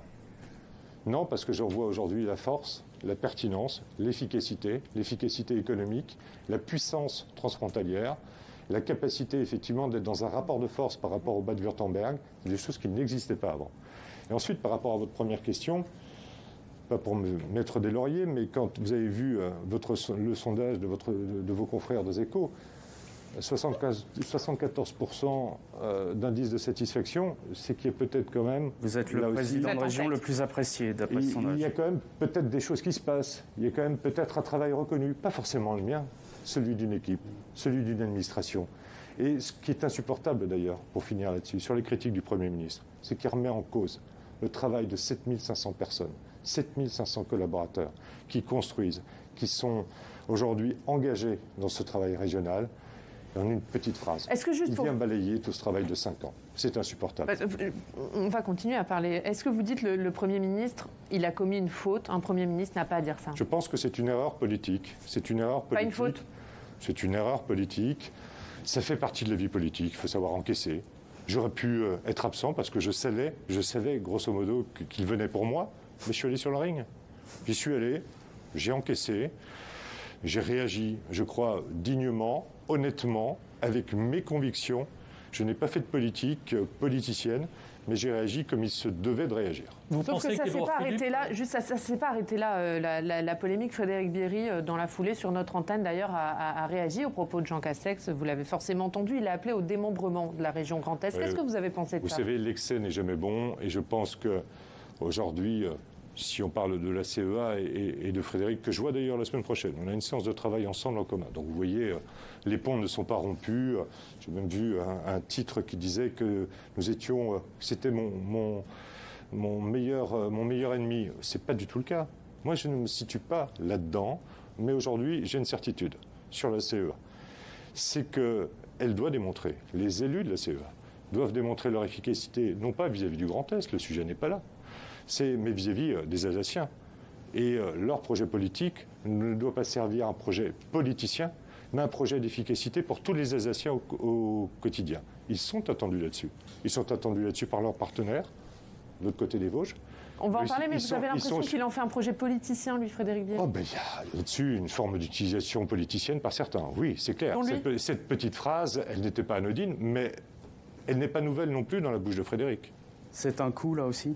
Pardon? C'est un coup politique, là aussi, de parler de démembrement? Oui, mais je crois que, vous savez, le soufflet est tombé. Est-ce que vous ne redoutez pas des évolutions dans la loi 4D, justement? Non. Ou si vous attendez, vous appelez de vos espoirs la loi 4D sur des centralisations, des concentrations, des complexifications? J'ai vu la loi 4D, puisque Jacqueline Gouraud avait fait, vous savez, le tour de France un peu des collectivités. Donc, elle nous a envoyé le texte préparatoire. Ce n'est pas un texte révolutionnaire, mais c'est un texte qui laisse la possibilité à chacun d'avancer, de progresser. Et en tout cas, moi, je le ferai avec les autres départements. Je rappelle à l'échelle de la région qu'il y a déjà un département qui est dans une forme de différenciation bien plus avancée et aboutie que l'Alsace, c'est le département des Ardennes. Ça s'appelle le Pacte Ardennes. Et dans le Pacte Ardennes, on a contractualisé État, collectivités, partenaires, pour avancer plus rapidement, différemment. Et on n'a pas eu besoin de loi pour le faire.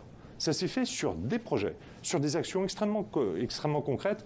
Et quand je vois aujourd'hui la relocalisation d'un industriel du vélo qui se localise dans les Ardennes, c'est aussi le fruit de cette confiance qu'on a réussi à créer au niveau de ce département, avec parfois des crédits fléchés, spécifiques, réfléchis et décidés au niveau de la région. Et justement, on va aller pas très loin du département des Ardennes, on va aller dans l'ancienne région Champagne-Ardenne, à Troyes, dans l'Aube. On va écouter Damien Ardois, rédacteur en chef adjoint de Canal 32. Il a une question à vous poser.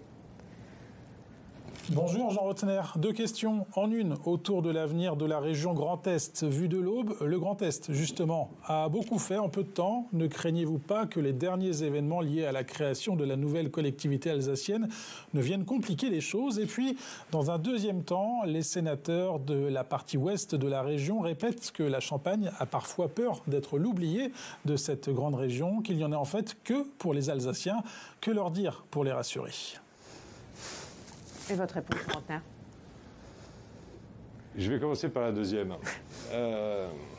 J'entends souvent, effectivement, dans la bouche de Philippe Rivet, en face de moi aussi, une question qui interroge. Encore une fois, mon rôle est un rôle, effectivement, non pas d'équilibriste, mais d'équilibre entre tous les territoires de la région. Il appartient aussi aux sénateurs, aux parlementaires, aux élus de l'Aube, bien d'être des acteurs. Moi, je leur dis souvent, quand je suis face à eux, j'ai besoin de vous. N'attendez pas tout de la région, nous avons besoin de travailler ensemble. Je réunis tous les parlementaires mensuellement à Paris pour leur montrer, expliquer ce que fait la région. Ils peuvent s'en saisir, ils peuvent me saisir. J'ai vu d'ailleurs une nouvelle sénatrice de l'Aube il y a 15 jours sur des projets extrêmement concrets qui permettent de faire de Troyes d'ailleurs un des lieux peut-être privilégiés de la cyberdéfense dans ce pays. Nous avons des projets. Je rappelle que mon prédécesseur sur la ligne 4, Paris, Troyes, Belfort, Mulhouse, a pris des initiatives extrêmement fortes qui ont été mises en œuvre. L'électrification, la prise en responsabilité de cette ligne, le développement de nouveaux matériels. Donc l'Aube n'est pas oublié. Et nous continuons fortement à investir sur ce territoire. Nous continuerons d'ailleurs avec un certain nombre peut-être de projets industriels extrêmement lourds. Nous sommes attentifs à des situations comme celle du coq sportif, de petits bateaux. Oui, c'est des dossiers d'actualité pour moi qui me nourrissent et qui nourrissent mon action publique. Et j'ai besoin de la Champagne aujourd'hui. J'étais avec les viticulteurs de Champagne la semaine dernière pour prendre acte de leur bilan. On est à moins 18% de chiffre d'affaires. Moi, j'aurais signé il y a un peu moins d'un an sur un résultat de ce type-là, parce que c'était catastrophique au début. Mais ils s'en sont tirés, on les a accompagnés. On accompagne aujourd'hui leur transition vers un vignoble bas carbone et sans pesticides. Tout cela, c'est une attention tous les jours. Vous voyez, j'ai pas de notes, je ne m'attendais pas à cette réunion, mais ça vous montre que ces sujets, c'est mes sujets du quotidien, je les connais par cœur. Comme je connais par cœur les sujets de la Lorraine ou les sujets de l'Alsace, c'est juste mon quotidien. Et je tiens à être sur le terrain. J'étais du côté de Nancy encore hier pour comprendre, pour voir, pour entendre. Malgré ce masque, malgré la distanciation, rien ne m'effacera en tout cas du terrain. C'est mon plaisir d'être là aussi au contact des autres. L'Aube n'est pas oubliée, disiez-vous l'instant. Le reste de la Champagne non plus, on vous croit volontiers, mais vous voyez bien que de leur point de vue, il y en a un peu trop pour l'Alsace en ce moment, et ils entendent que la CEA, à peine née, réclame déjà de nouvelles compétences, à la faveur peut-être de la loi 4D, ou d'une manière ou d'une autre. Frédéric Biry, par exemple, réclamait déjà la compétence santé il y a quelques jours. Oui, mais c'est pas parce qu'on augmente le volume qu'on a raison. Moi, la raison, c'est la loi. Le baromètre, c'est la loi. Mais il a tort de vouloir... Attendez, que dit la loi? Il a tort de vouloir la compétence santé. La loi Alsace, qu'est-ce qu'elle dit? Contrairement à ce que j'entends beaucoup sur les compétences. La loi Alsace, elle ne donne qu'une compétence supplémentaire au département d'Alsace. C'est une compétence routière. Elle reprécise... Ça peut avoir un impact important sur le trafic en Lorraine. Mais moi, ça ne me dérange pas. Quand il y aura l'écotaxe alsacienne. Je revendique à l'échelle régionale une différenciation du même type qui pourra arranger tout le monde, y compris les Alsaciens d'ailleurs, parce que une taxe carbone routière à l'échelle de l'Alsace, ce ne sera pas avant 5 ou 6 ans. Mais justement, que fera la région si la CEA décide d'avoir recours à cette taxe carbone? Que fera la région pour rééquilibrer les flux? Philippe Rivet, c'est fixé par la loi. C'est décidé par la loi. C'est la seule compétence supplémentaire du département d'Alsace. Donc ce sera l'affaire de l'État, là. Donc c'est une affaire, effectivement, entre l'État et ce département. À côté de cela, moi, je milite, et nous sommes en train de travailler pour cela, pour avoir une compétence encore plus large sur les routes, et la loi 4D nous permet de l'avoir, de manière à justement rééquilibrer, à être au chevet aujourd'hui de cette Lorraine qui n'a jamais réussi à décider depuis 30 ans de ses axes majeurs et de ses capacités d'avoir une intermodalité beaucoup plus poussée, de secteurs comme la RN4 aujourd'hui, qui est un secteur qu'il faut largement pousser, développer. En passant, vous parlez d'intermodalité, vous seriez d'accord pour une gare d'interconnexion qui n'a jamais vu le jour encore en Lorraine? J'ai toujours dit que dans le cadre d'ailleurs du Grenelle des mobilités, c'est un sujet qu'il fallait reposer sur la table. Et moi, ces sujets-là ne me font pas peur. Et il faut à un moment donné que l'on soit conséquent, mais qu'on ne réfléchisse pas à 5 ans, mais qu'on réfléchisse à 30 ou 40 ans. Et justement, puisqu'on est dans les dossiers régionaux, on va continuer. Et puisqu'on parle de transport, on va continuer avec vous, Philippe, à parler de ces dossiers transport, aménagement du territoire. Oui, justement, vous avez greenwashé votre budget, enfin, qui est devenu assez vert, si on a compris les dernières sessions du Conseil régional. Et notamment la mobilité verte, puisque vous voulez renforcer les accès au TER, vous parlez de véhicules électriques. Mais je vais m'intéresser au TER pour vous demander si les petites lignes que vous souhaitez rouvrir vont vraiment rouvrir grâce au choix de la concurrence ferroviaire que vous avez anticipé. Est-ce que franchement un opérateur privé va s'intéresser à une petite ligne où il y a quelques dizaines de passagers par jour? Alors, quelques nouvelles déjà de ces deux ouvertures à la concurrence sur les deux lignes que nous avons ouvertes. Nous arrivons d'ailleurs au troisième lot qui est le lot transfrontalier qui va bientôt là aussi rentrer dans une démarche d'ouverture à la concurrence. Nous avons sur chacun des deux premiers lots 4 propositions. 4 propositions. C'est intéressant. Ça montre justement que notre démarche, eh bien, elle attire. Elle attire justement ces opérateurs qui dans le paysage français, vont devoir compter à côté de la SNCF. Ça veut dire aussi que nos lots sont adaptés. Pourquoi? Parce que généralement, sur ce genre de stratégie, on a 1 voire 2 candidats. Là, on en a 4. Donc, on va pouvoir faire jouer effectivement la concurrence et la négociation. Je trouve ça assez intéressant. Et moi, je considère que ce n'est pas parce qu'une petite ligne que l'on rouvre à 1000 passagers à certains moments elle est inutile. Je pense qu'elle construit le territoire et qu'il faut changer de paradigme. Mais là aussi, sachons travailler sur le temps long, pas sur l'instantané, pas sur l'effet d'annonce. Mais aujourd'hui, en ferré, si nous ne prenions pas la responsabilité qui est la nôtre aujourd'hui, ça veut dire que des lignes comme Strasbourg-Sarreguemines, Strasbourg-Lauterbourg, Strasbourg-Wissembourg fermeraient parce qu'elles sont dans un tel état que nous ne pourrions plus faire rouler dans les 2 ans qui viennent des trains sur ces voies ferrées. Ça veut dire que Épinal-Saint-Dié serait définitivement morte. Ça veut dire que Épinal-Nancy ne pourrait plus fonctionner. Nous prenons nos responsabilités. Nous investissons, et je peux vous le dire, l'année la plus difficile va être 2024, où nous aurons à la fois un investissement sur le matériel et à la fois un investissement sur les ferrés. Ce seront des investissements extrêmement lourds. Mais nous le faisons, pas pour nous, je ne serai plus là, mais parce que c'est ma responsabilité aujourd'hui, bien d'aller non pas vers ce greenwashing, mais vers cette nécessité aujourd'hui de développer à l'échelle de notre région un transport ferré moderne, cohérent, à bas coût pour l'usager et qui puisse le pousser à quitter sa voiture et à utiliser le train. Voilà la stratégie. Nous le faisons et j'espère, et ça a été annoncé lors de la dernière plénière, que nous arriverons à quelque chose de très simple aussi, c'est-à-dire le demi-tarif pour tout le monde sur nos transports interurbains, que ce soit car ou que ce soit TER.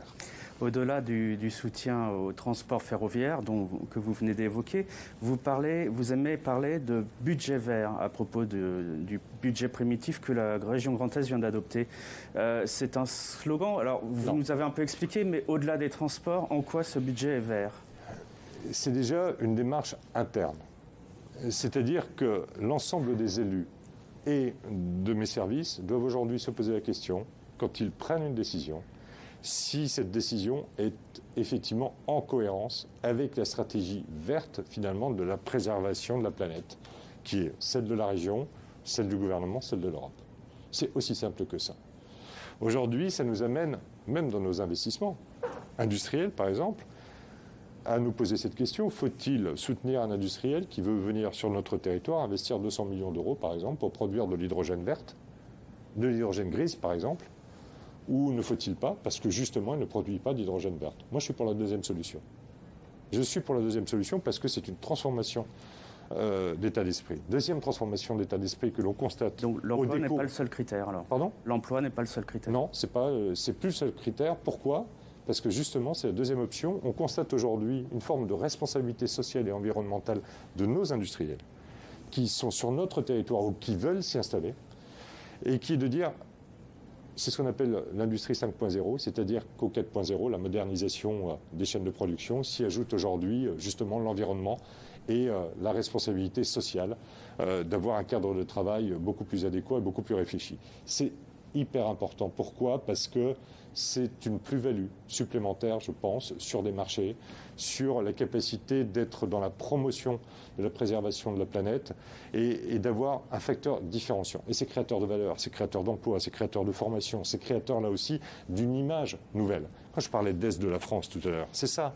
C'est comment est-ce que notre image d'industrie lourde, est en capacité de se transformer petit à petit pour être celle d'une industrie moderne, qui reste lourde, qui reste productive et qui est adaptée aujourd'hui à la pression sociale que l'on ressent, qui est celle effectivement de vivre dans un cadre différent. Justement, on va parler du dossier Huawei. On va parler du dossier Huawei. Est-ce que vous avez mis en œuvre des critères environnementaux pour accepter l'implantation de Huawei?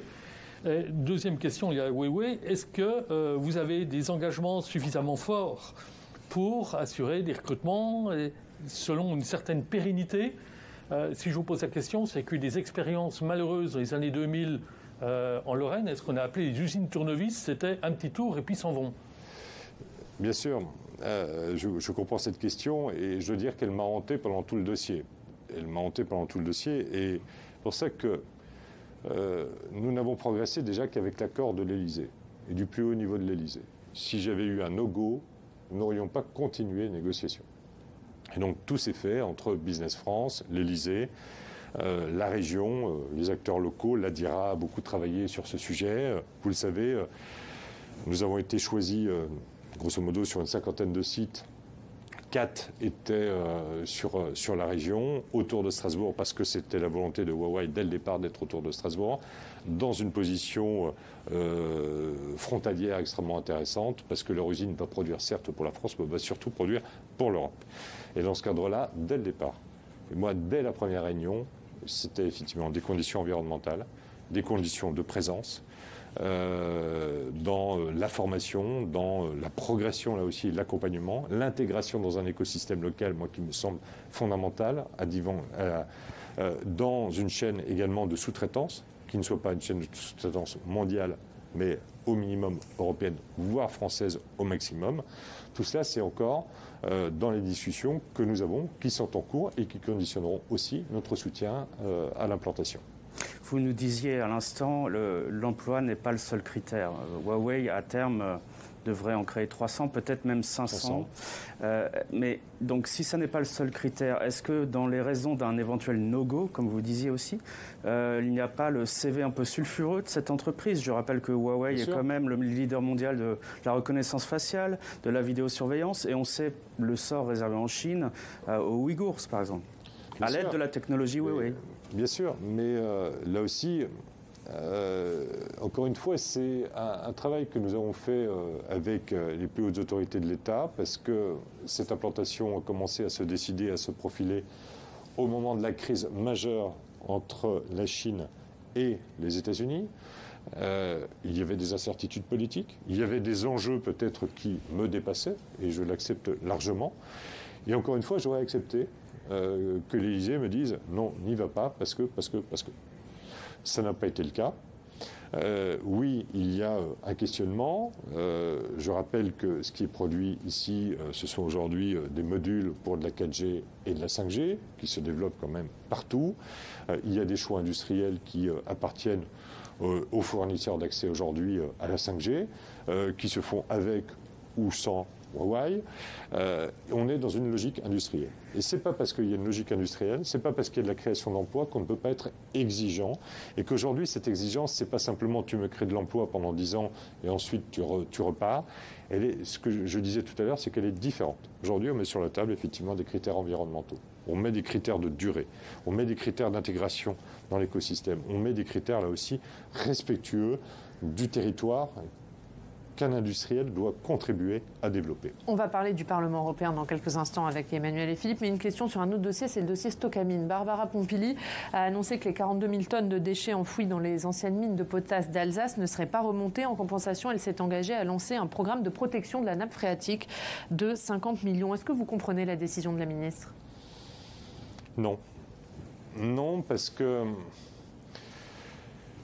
c'est une décision très verticale. Alors, bon, il y a une décision. On peut au moins saluer le fait qu'il y ait une décision et qu'on sache sur quel pied danser. Pour une fois, c'est plutôt pas mal. Après, c'est un dossier qui, moi justement, quand je vous parlais de perspective à 30 ou 50 ans, ces dossiers-là, ils ne doivent plus exister. On doit prendre une responsabilité, on doit savoir comment les traiter, on doit savoir envisager le pire et être en capacité, à un moment donné, d'avoir une réversibilité et de le traiter.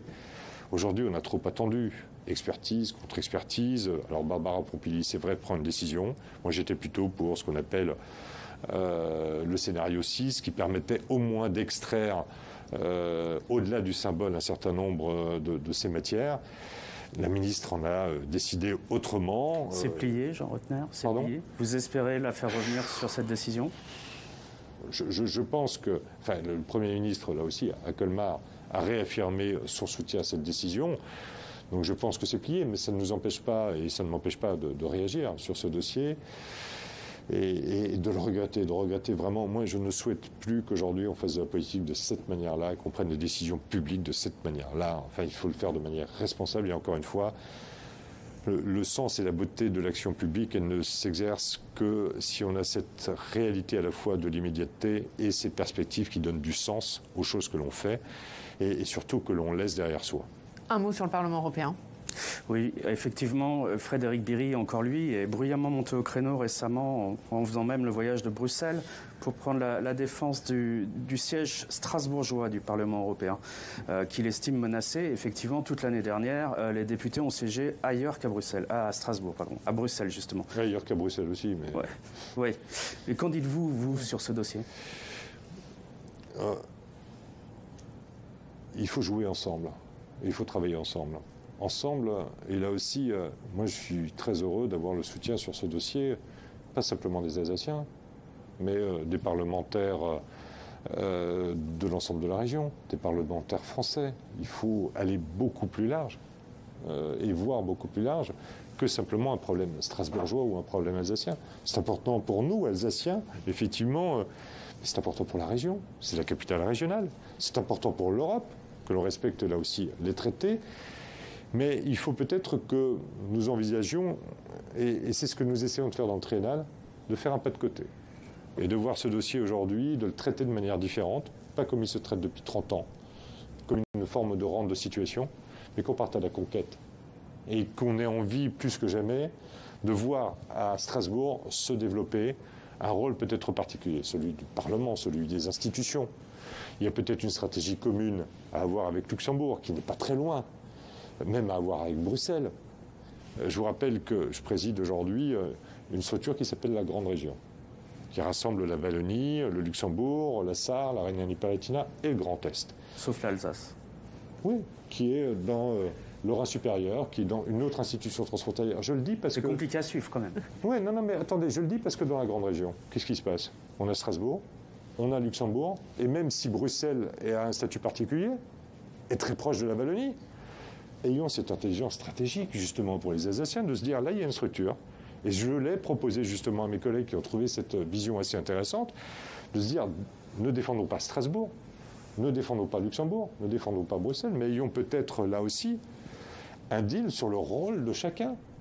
Il y a la technocratie qui est à Bruxelles, il y a la capitale de la démocratie d'un certain nombre de valeurs à Strasbourg, et il y a une capitale très administrative, financière à Luxembourg. Mais est-ce que vous pensez que ce sera audible par l'opinion là-dessus ? Est-ce que vous pensez emporter sans doute l'opinion alsacienne, mais l'opinion lorraine et champardonnaise, qui s'interrogent sur le coût de fonctionnement de l'Europe en disant il y a Strasbourg, il y a Bruxelles, il y a Luxembourg ? Comment la convaincre ? Mais je crois justement en différenciant un peu le rôle de chacun. Là, on a l'impression, c'est aussi une méconnaissance de ces institutions. Moi, je rappelle qu'à Strasbourg, on a quand même la Cour européenne des droits de l'homme, on a quand même des institutions extrêmement fortes liées justement à ces valeurs et à ces valeurs qui illustrent totalement ce qu'est l'Europe aujourd'hui et qu'il faut défendre peut-être plus que jamais avec des pays qui frisent quand même aussi certaines valeurs qui ne sont pas les valeurs de notre République française. Donc il faut les rappeler. Et Strasbourg, je pense, peut être justement, et ça peut être largement compris, oui, il y a un projet politique à défendre les valeurs de Schuman, les valeurs qui sont passées lorrain quand même, enfin qui a passé européen, Schuman. Et donc, je crois que ça, oui, les habitants du Grand Est, les Français sont sensibles à ce sujet-là. Moi, je ne veux pas aller en guerre contre Bruxelles. Je veux défendre un vrai projet porteur. Et on a bien compris. Il nous reste 5 minutes, on va parler des régionales, Philippe. Oui, des régionales. Est-ce que vous êtes déjà candidat là, parce qu'on sait pas. La seule campagne, M. Rivet, c'est celle de la vaccination. Oui, c'est celle qui compte. Non, mais ça, j'entends bien, ça, j'en retenais. C'est ce qu'il faudra retenir. Vous observez et présider les sessions, on comprend aujourd'hui que votre principal adversaire, c'est le Rassemblement national, davantage que la gauche. ou davantage que les écologistes, qui vous ont un peu poussé à greenwasher votre budget, là, disent les mauvaises langues, mais passons, quel est votre adversaire pour vous là-dessus? Quel est votre adversaire? Est-ce que vous attendez finalement à un duel entre Jean Rottner et l'extrême droite pour les prochaines régionales? Déjà, il faudrait que je sois candidat, mais l'extrême droite est mon adversaire. Votre décision est prise, Jean Rottner. Mon adversaire est avant tout le Front National et les extrêmes, quels qu'ils soient. Je le répète, quand je vois aujourd'hui la suspicion, le mensonge, les débats qui frisent, franchement, c'est pas de la politique, on fait de temps en temps du bac à sable, et ça n'élève pas et ça ne reconsidère pas la politique. Et les solutions simplistes amenées, ou les analyses simplistes amenées par ces gens-là, pour moi, ne peuvent pas être celles qui, à un moment donné, seront à la tête soit d'une région, soit de la nation. C'est juste impossible. Donc mon combat, ma responsabilité sera toujours effectivement de lutter contre l'extrême droite. C'est clair, net et précis. Est-ce qu'il faut que ces régionales se tiennent en juin, comme c'est pour l'instant prévu, ou est-ce que c'est conditionné à la situation sanitaire? Vous dites souvent le plus tôt possible et dans les meilleures conditions possibles. Pourquoi je dis ça? Parce que, alors on dit oui, mais il faut la respiration démocratique. D'accord, oui, il faut une responsabilité et une respiration démocratique. Il faut renouveler ces instances, il faut nous donner aussi la possibilité d'agir. Aujourd'hui, on est pieds et poings liés par... Mais si c'est impossible en juin en raison du Covid? Je vais finir.